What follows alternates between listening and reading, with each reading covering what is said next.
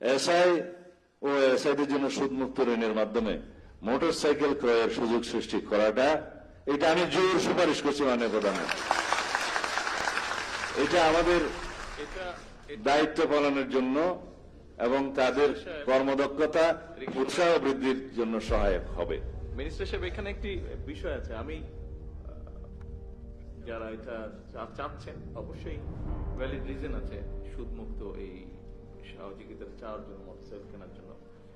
তবে এখানে বোধহয় একটা নৈতিক বিষয় যদি আমরা বিবেচনা করি, বিষয়টি হচ্ছে আমরা ব্যবস্থা করবার চেষ্টা অবশ্যই করব যাতে এই সমস্যাটা অ্যাড্রেস করা সম্ভব হয়। বাট আমরা কৃষককে যখন, যে কৃষক মাঠে কষ্ট করছে সেই কৃষককে আমরা সুদ সহ লোন দিচ্ছি।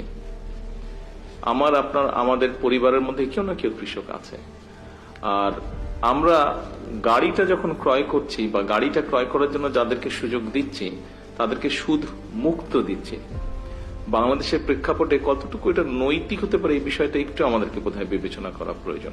তবে মোটরসাইকেলটা হলে অবশ্যই পুলিশ বাহিনীর সদস্যদের কাজ করতে সুবিধা হবে, অফিসিয়াল কাজ করতে সুবিধা হবে। সেটার জন্য নিশ্চয়ই আমরা চিন্তা ভাবনা করে উপায় কোনো না কোনো একটি বের করতে পারবো নিশ্চয়ই, ইনশাল্লাহ।